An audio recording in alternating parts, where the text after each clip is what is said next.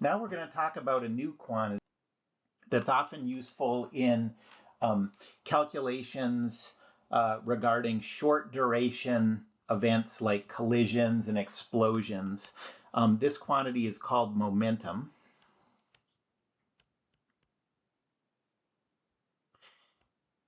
And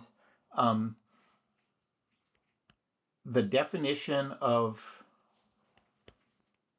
momentum is once you choose your positive direction along a line, the momentum, and people call it lowercase p for some reason. It is a vector. I'm not going to think about it as a vector right now, but we can just think about it along a line, but it has positive or negative values, and it's defined as m times v. M is always positive. Mass is always positive. V, remember, is positive or negative depending on the direction of motion of the object. The SI units for momentum you can get just from this equation here. So it's going to be kilograms times meters per second.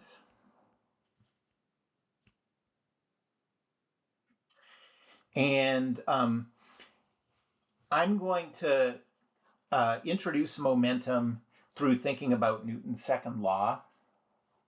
So, okay, let's think about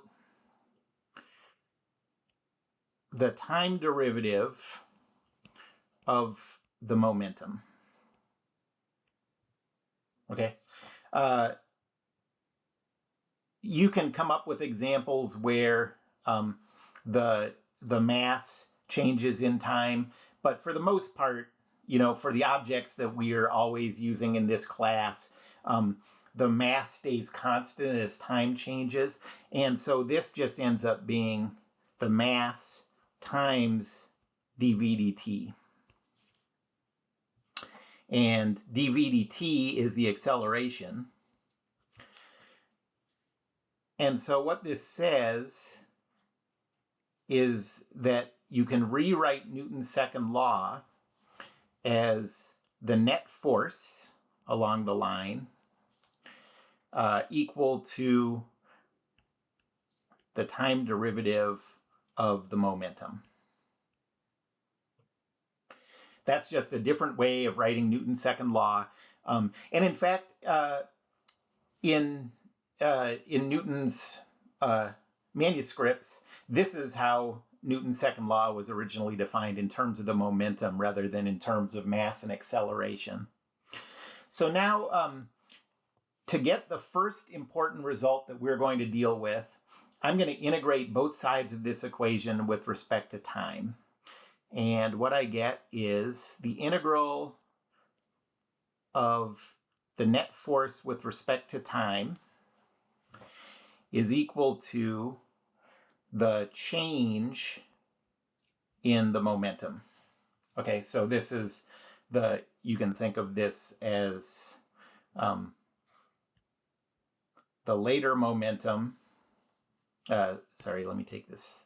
So you can think of this change in momentum as the later momentum minus the earlier momentum. Okay, this equation here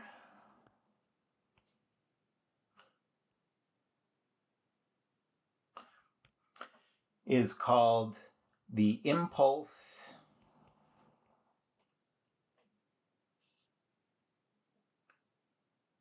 momentum equation.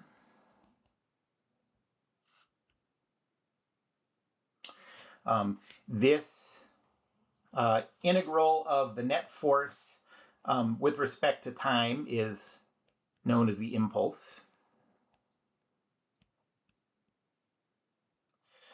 And you can use this equation in this form.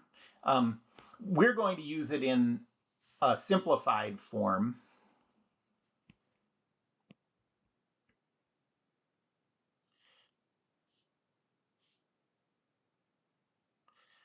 Okay, so in order to understand this simplified form of the impulse-momentum relationship, let's imagine that we don't we're not thinking about the net force at every instant. We're just thinking about an average net force over this time interval. Okay, and so what we get is, if we're dealing with an average net force, then that's just a constant. We can pull it outside of the integral and just integrate dt.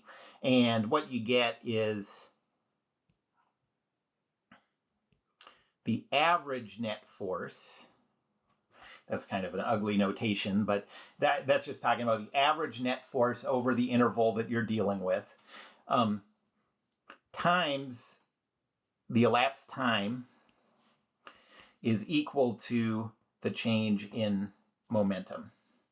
And we're going to use this to calculate the average net force over a time interval.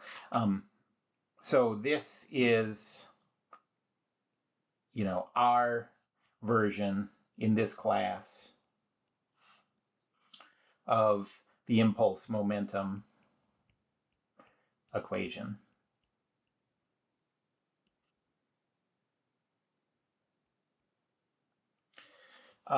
And the thing to keep in mind here for both of these equations is that they hold over a finite time interval, a defined time interval. So you can use this over a finite time interval. Okay, so let me show you how you would use this. This is, the version we're going to use is also over a finite time interval. So let's use this to calculate when a golf ball is hit, what's the average force applied to the golf ball by the club?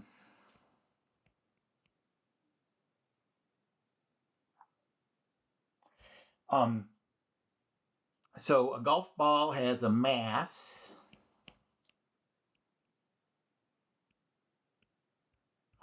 of 0.0459 kilograms.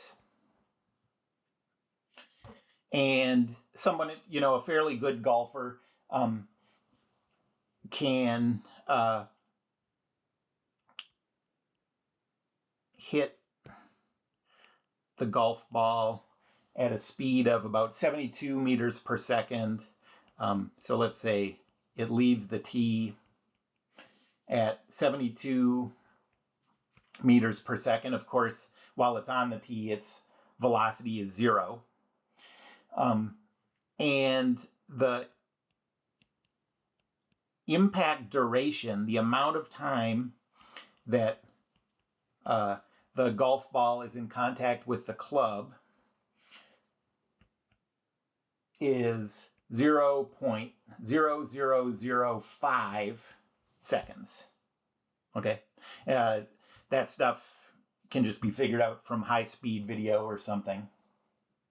And so what we want to do with this information is calculate the average force applied to the golf ball by the club. I'm leaving off the net here because we can imagine that the golf ball is leaving the tee horizontally. And so horizontally, there's no, gravity doesn't act horizontally. And so we can just treat the net force that we're going to calculate as if it is the contact force. That's the only horizontal force.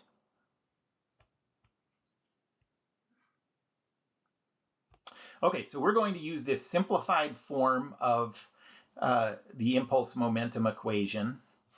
And we're trying to calculate this average force. We know that the change in time, the impact duration, is 0.0005 seconds. And this is equal to the change in momentum over that time. Okay, so the later momentum, the momentum after impact with the club, is the mass of the golf ball times the velocity of the golf ball. And the earlier momentum is 0.0459, the mass, times the velocity when it's on the tee, which is 0. What we're calculating here is the average force applied to the golf ball by the club. And so if you divide both sides by the time duration, you get that the average force is equal to 0.0459 times 72 divided by 0.0005, and we get an average force applied to the ball by the club of 6,609.6 newtons. So you can imagine that you can use this technique in a lot of short duration impacts. You just need to be able to, you need to know the elapsed time, and you need to know the velocities before and after the impact. I'm going to do one more example. This second example is very similar, but we're going to calculate the average contact force applied to a baseball by a bat. And the difference with this one is going to be that instead of the ball being on a tee when we hit it with a bat, we're going to assume that it's pitched towards us. So we're going to start out with a velocity in one direction, and we're going to end with a velocity in the other direction. So let's use as a baseball mass. There's actually a range of allowable masses for baseballs, but I'm taking one sort of in the middle, 0.145 kilograms.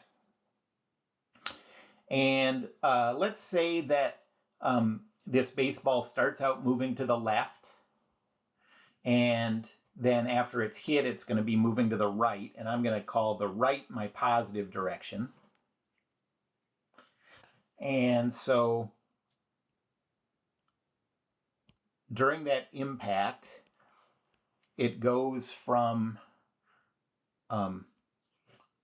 a velocity to the left of 44 meters per second to a velocity to the right of 49 meters per second. And the duration is slightly longer than for a golf ball. Again, these are things that I just looked up online. People have measured these many times using high-speed videos. And so the impact duration,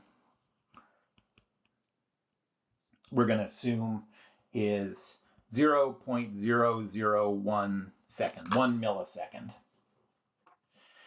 Again, we're going to assume this is a horizontal motion. So the net force is the contact force from the bat. And we want to calculate this average force applied to the ball by the bat. Okay, so I'm going to set up the simplified form. The average force applied to the ball by the bat times the duration, 0.001 seconds, is equal to the later momentum. So that's 0.145 times the later velocity, which is 49 meters per second in the positive direction, minus the earlier momentum. That is the mass of the ball times the velocity before the impact. That's 44 meters per second in the negative direction.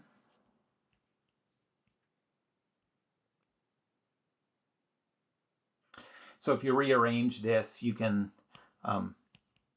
write this as, I'm not changing the left side yet. We have 0.145 times 49 minus a negative 44. Then divide both sides by 0.001, and you get that the average force applied to the ball by the bat is 0.145 times positive 93 divided by 0.001, and the average force over that 1 millisecond applied by the bat is 13,485 newtons. Okay, so remember that this approach, you're going to apply it in cases where there's a short duration of impact between two bodies and you want to calculate the average force one body applies to the other one. Okay, that's how we're always going to use this approach. Let me do one example where we're talking about a vertical motion, and so we would have to deal with the difference between a net force and a contact force.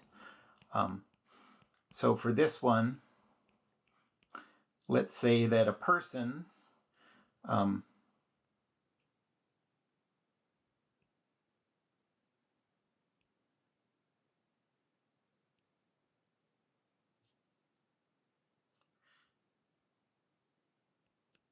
crouches down and then jumps up into the air. Okay, they're not going to go this high, but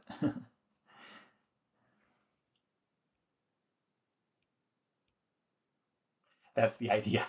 Okay, so the impact that we're going to be talking about here is the contact between the feet and the ground. And I'm just going to make up some numbers here. Let's say that the person starts at rest,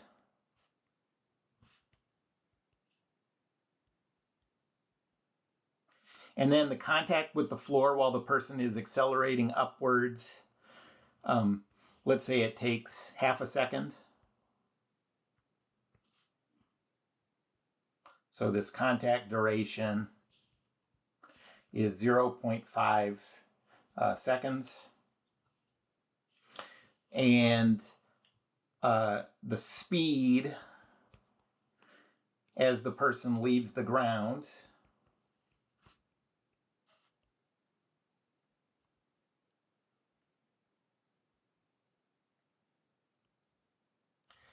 is 2 meters per second. Okay, so this time we're going to calculate two different things.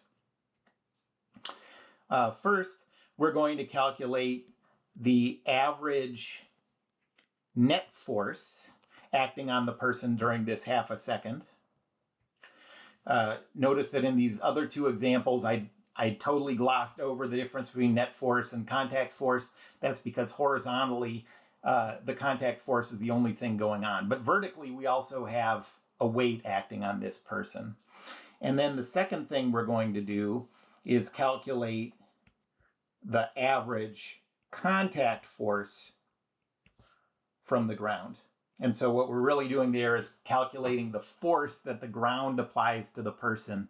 It's sort of a funny way to think about it, but that's really what happens is when you jump, you're manipulating your mass in such a way that the ground accelerates you up. The force of the ground pushes you up into the air.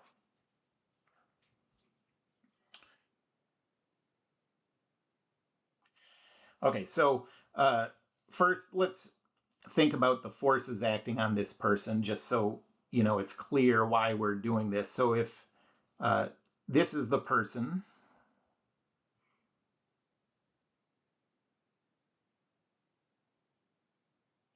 okay, there's a weight force down. Oh, and I need to give the person a mass. Let's say that this is a 60 kilogram person. Okay, so there's a weight force down of 60 kilograms times 9.8. So that's 588 newtons acting down. And then there's this contact force pushing up. Okay, so that's the contact force we're going to calculate in part B. This contact force is going to vary over the 0.5 seconds, but we're not going to be able to calculate the changes over time in that force. We're just going to calculate the average of that contact force. Okay. Well, first, to calculate the average net force, the process is exactly the same as it was in the other two examples.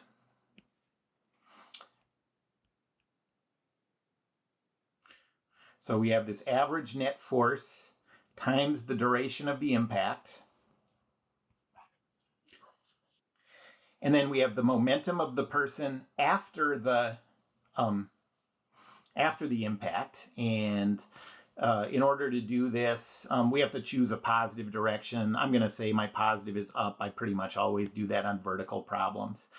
And so we have, for the later momentum, 60 kilograms times a velocity of positive 2. And before the impact, we have a mass of 60 and a velocity of 0.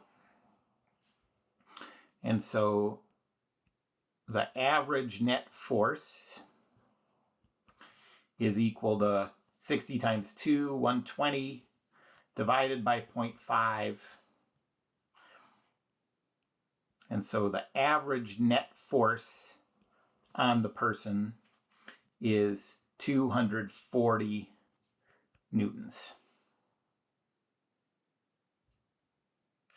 Okay, but that average net force is the sum of these two forces. Okay, the meaning of the net force is you add up all the forces.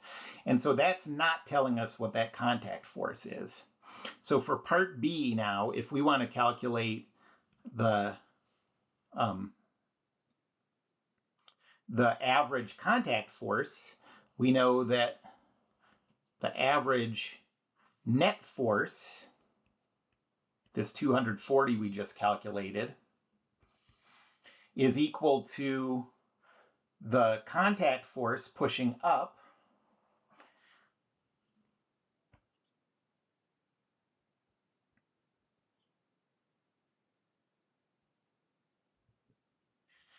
plus the weight force down, so that's minus 588.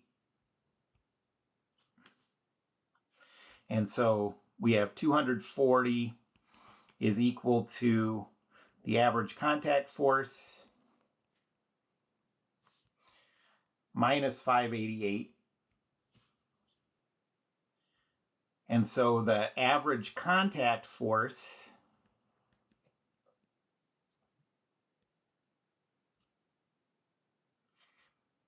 is equal to 240 plus 588, which is 828 newtons. Okay, so in the problems I'll assign, you're going to have both of these kind of problems. Ones where you don't care about, where the net is the force that you're trying to calculate, and then others where you have to worry about removing gravity if you're trying to calculate the contact force. One thing that's worth pointing out is sometimes the contact force is so much bigger than the weight force that people, it's reasonable to just gloss over, not even worry about taking out the weight force, worrying about the weight force. Like, for example, you saw the magnitude of the force that the bat applied to the baseball. And so if you have forces that are in the tens or hundreds of thousands of newtons, and you're talking about a weight force of hundreds of newtons, a lot of times people just won't even bother to take the next step of removing the weight force. But if you want to do it, this is how you do it. The next thing we're going to talk about is conservation of momentum.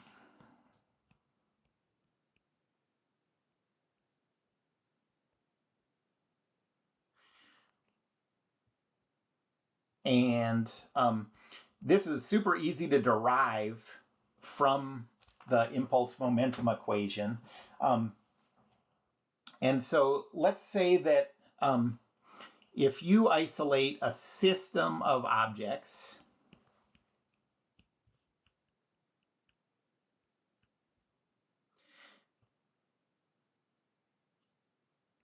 and they can collide with each other, but there are no,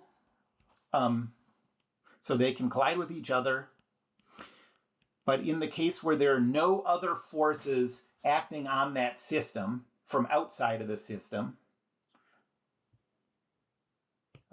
trying to talk while I write, they can collide with each other,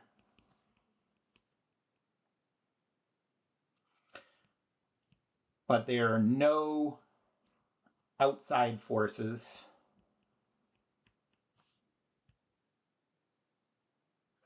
acting on the system during that time interval.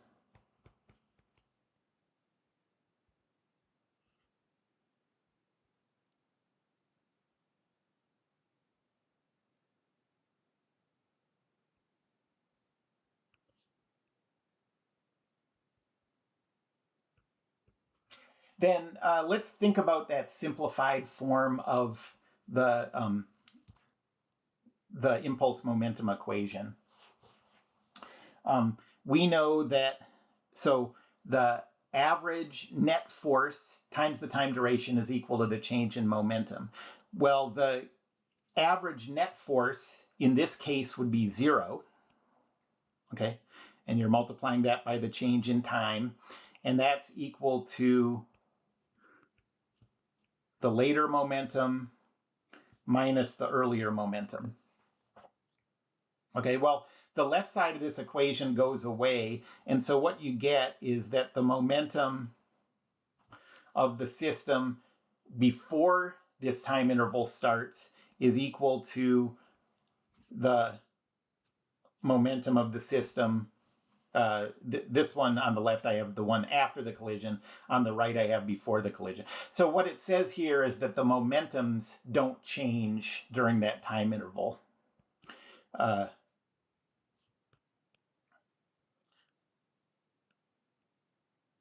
So in this case, the momentum is conserved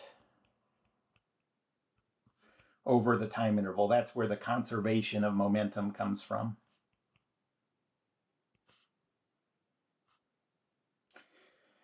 Remember, this is totally not the case if there are outside forces acting. So you always, I mean, if you're thinking of this as something that's always true, you're going to get wildly crazy answers. But if you have a case where there are no outside forces acting on your system, then you can use this conservation of momentum. This is often useful for calculating velocities of objects after collisions.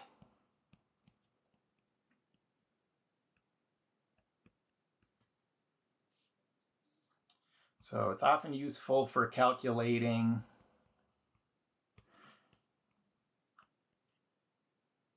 object velocities after collisions.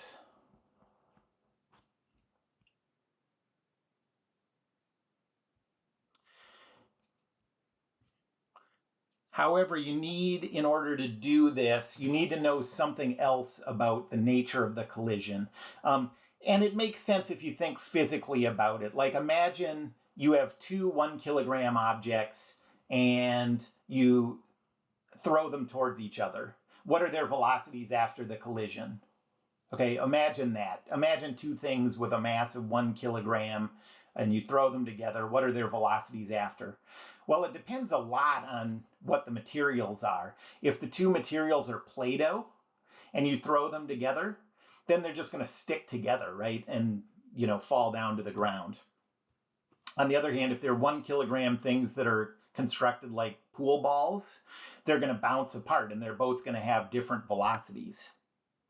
And so we always have to combine this information from conservation of momentum with some information about the collision.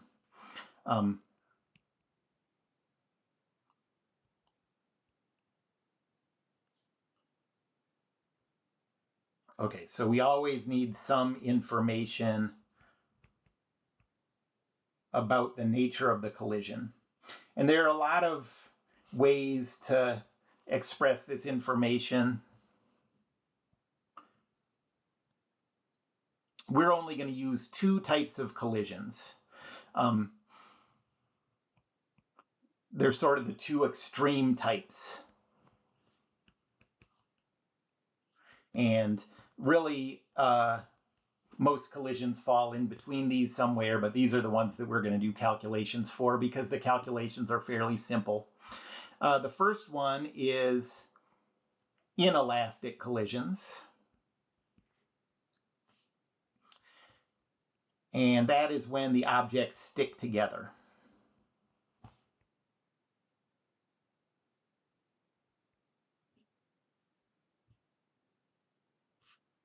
Okay, well, if the objects stick together, then after the collision, if we're figuring out the momentum of the system, we can think of it as just the momentum of a single object that has the combined mass of the two things, right? If they're stuck together, their velocities have to be the same.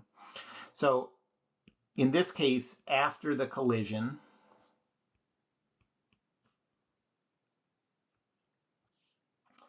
the momentum is equal to the sum of the two masses times their velocity after the collision. That's the easiest one. That's the one you're hoping to always do. And then the slightly more involved one mathematically, it's not conceptually any more difficult, but going through the equations is definitely more tedious, takes a little more work. Sometimes you have to use the quadratic equation and stuff like that. And that is elastic collisions. These are objects that bounce apart with no loss in energy.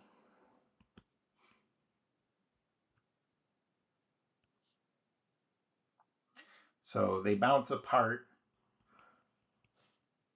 with no energy loss. And in order to do this, I have to define a type of energy, the kinetic energy.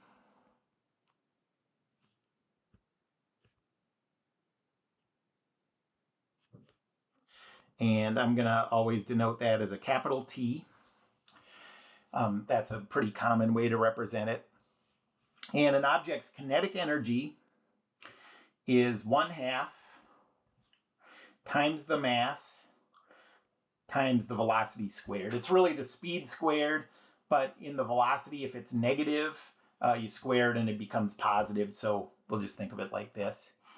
And the SI units for kinetic energy and all types of energy you can get from that expression. It's kilograms meters squared per second squared, and that's given its own name, the joule, and it's abbreviated with a capital J. And the requirement for an elastic collision is that the kinetic energy of the system before the collision has to be equal to the kinetic energy after the collision. Okay? So in both of these cases, you're going to use the conservation of momentum equation. And then in order to complete the problem, that won't be enough. You won't have enough equations to solve for all the variables, so you have to use one or the other of these two equations. Okay, let me show you how that works with an example problem.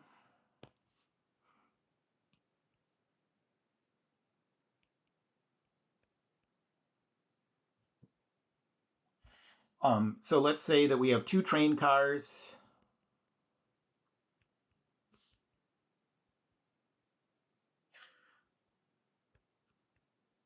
And they collide. Before the collision,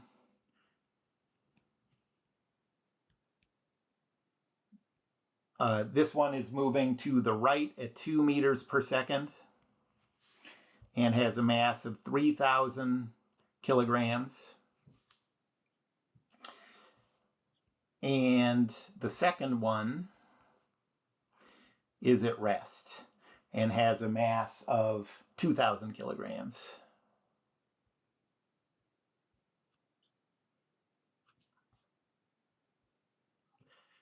And we want to do two different calculations. First, we want to calculate what are the car's velocities if when they collide they latch together.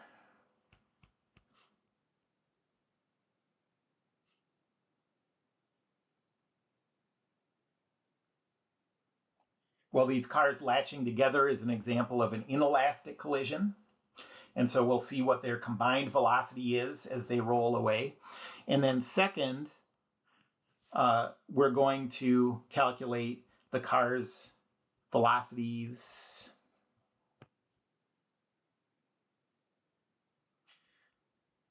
if they bounce apart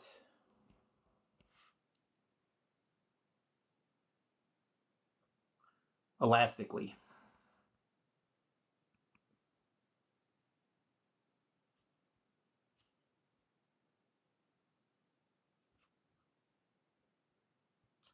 Okay, so we're starting with the simpler one, the inelastic case where they latch together.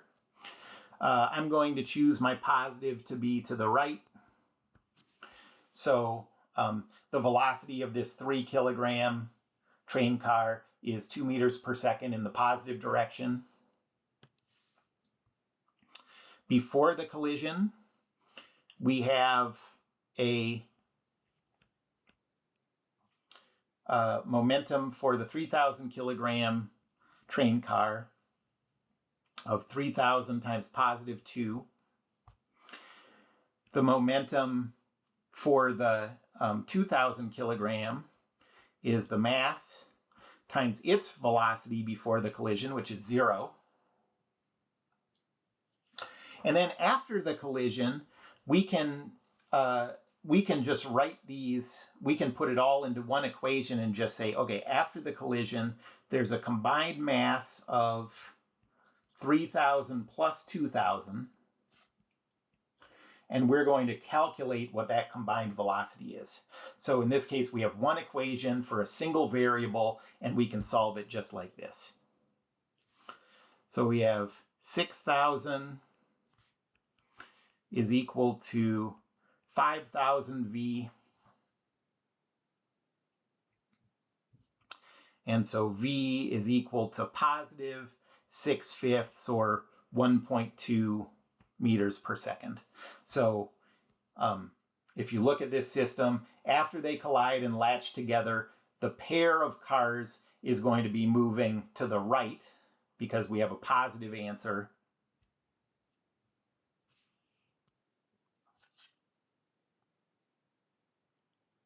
Sorry, so after the collision, they're going to be moving to the right at 1.2 meters per second. Okay, so that's pretty simple. If you see that, that's quick and easy to do. It's more involved when they bounce apart. So let's do an elastic case now for this. So the left side of the conservation of momentum equation looks the same. We have 3,000 times 2 plus 2,000 times 0. So everything's the same up until this point. But after the collision now, notice we have, these two things can have different velocities because they're not connected to each other. So we have 3,000 times, I'm going to call it the velocity of the one on the left, plus a mass of 2,000 times the velocity of the car on the right. And we want to calculate VL and VR. Well, you can't do that with this one single equation. You can't solve for two variables with one equation. So we also, let me simplify this quickly. So let's see, we have 3,000 VL plus 2,000 VR is equal to 6,000. I'm going to divide everything by 3,000. So we have VL is equal to 0.6 repeating. VR, this should be negative plus 6,000. Sorry, I divided by 3,000, so plus 2. Okay, and I isolated a single one of these variables. You'll see why that is in a second. But this is the equation that came from conservation of momentum. And now my other requirement is that the kinetic energies have to add up to be the same before and after the collision. So my second requirement is going to be, and I'm going to leave myself a little room here, and again, you'll see why that is in a second, but I have 1/2 times a mass of 3,000 times the speed before the collision squared, plus 1/2 times the mass of 2,000 times the speed squared of the right train car. And then after the collision, the kinetic energy of the left train car is 1/2 times 3,000 times VL squared plus 1/2 times 2,000 times VR squared. Okay, so we're going to, you can think of this now as a system of two equations for two variables. We want to solve for VL and VR, and we have this equation here, if you can see my cursor going around. That's one equation, and then we have this messy thing here, that's our second equation. The concept, the physics, is not that complicated, but the math gets to be a pain. But let's go through that.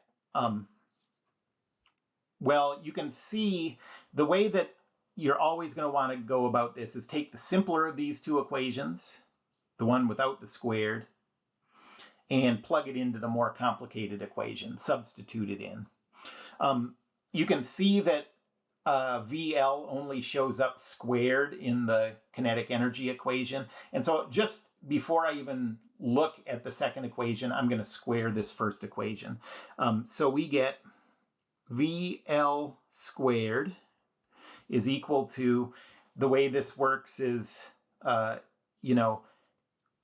you can think of this in parentheses multiplied by itself again, and then you have to distribute all those out. I think some of you probably learned that with the acronym FOIL.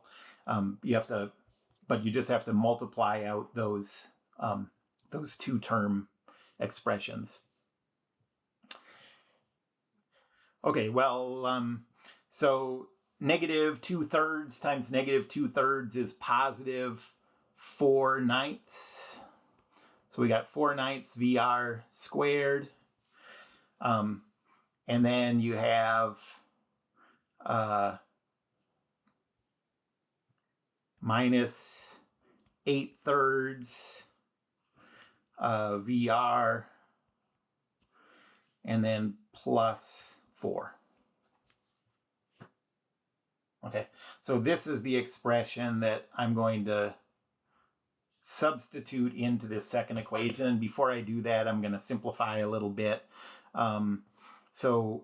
Let's see, we have 1,500 times 4 is 6,000, and that's equal to 1,500 VL squared plus 1,000 VR squared. And I'm going to divide everything by 1,500, so we have 4 is equal to VL squared plus 2/3 VR squared. And now I'm going to substitute the boxed equation into this equation. So we have 4 is equal to, we have this whole big expression,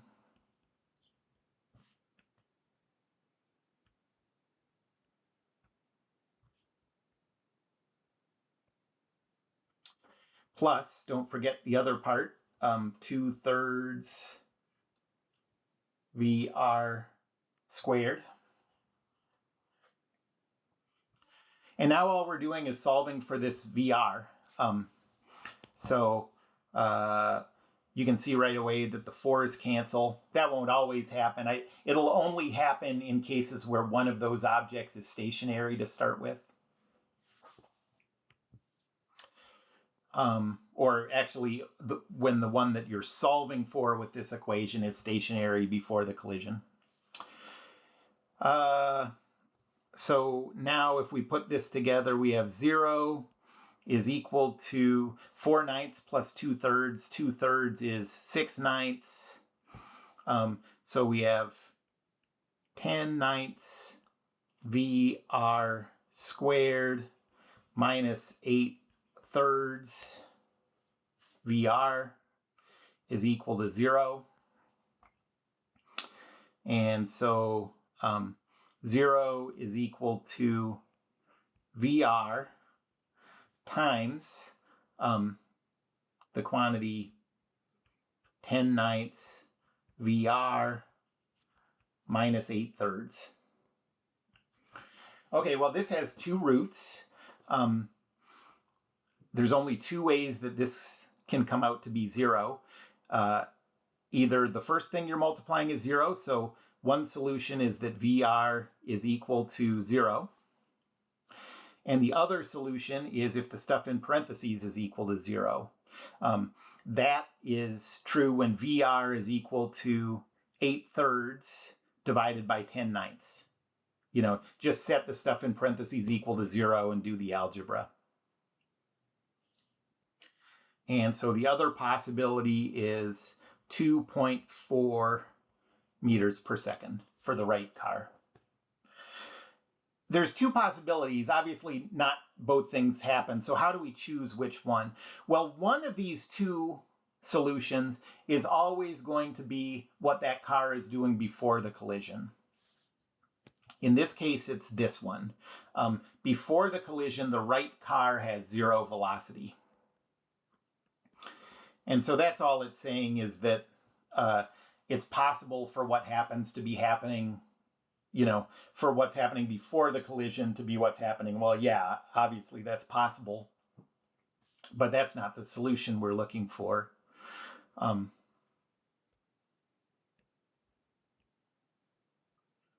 And so our solution is this.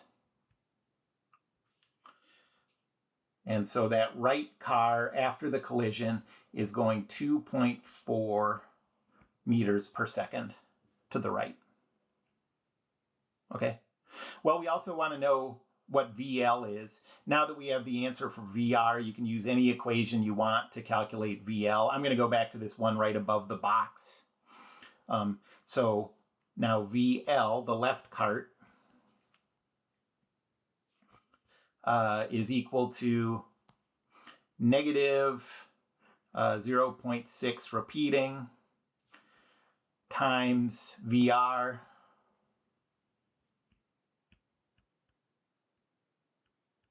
plus 2. And so VL is equal to positive 0.4 meters per second.